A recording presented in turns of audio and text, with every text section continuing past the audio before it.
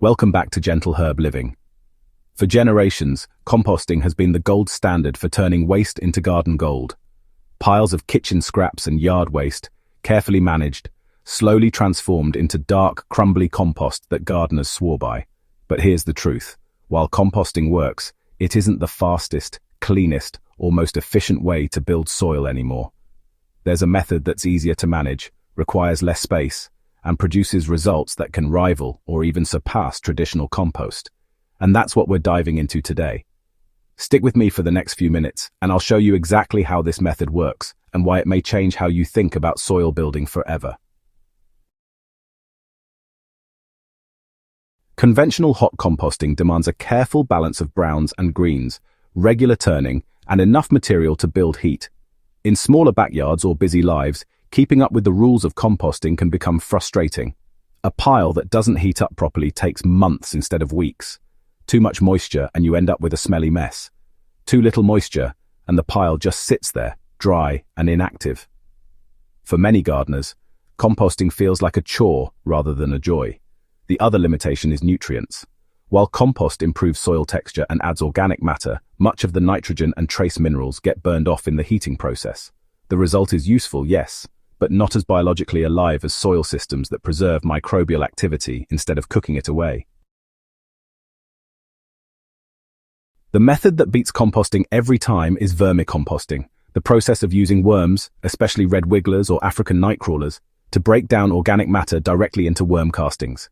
Castings aren't just partially decomposed material, they're highly concentrated, microbe-rich soil amendments that act like a slow-release fertilizer. The magic lies in the worms' digestive systems. Every scrap they eat passes through their gut, where beneficial microbes multiply rapidly. The end result is a casting that's coated with sticky, living biology.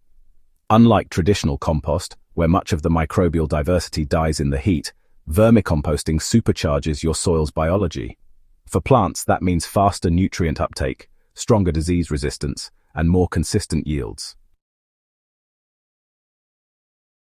The beauty of vermicomposting is that it doesn't take acres of land or fancy equipment. All you need is a bin, bedding, worms, and food scraps. A simple plastic tote with ventilation holes works perfectly for most small-scale setups.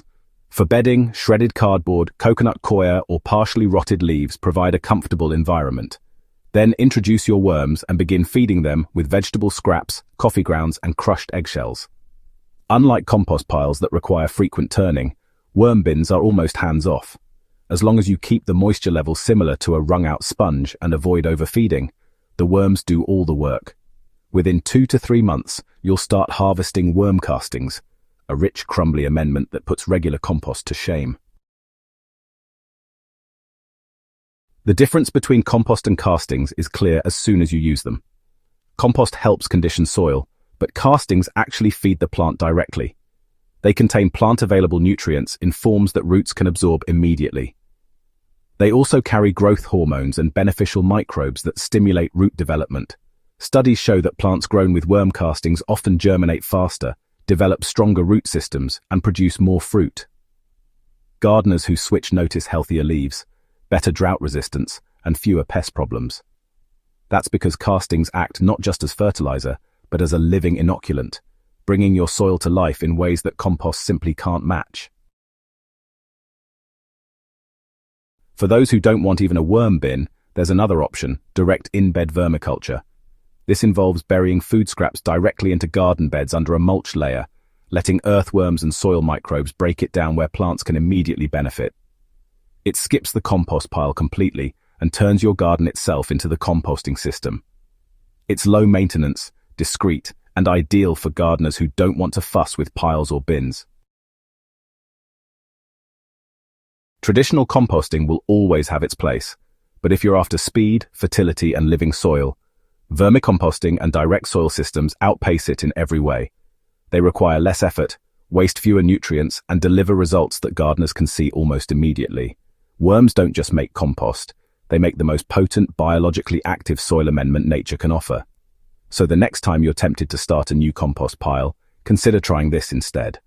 Build a worm bin, set up an in-bed system, or experiment with integrating worms directly into your raised beds.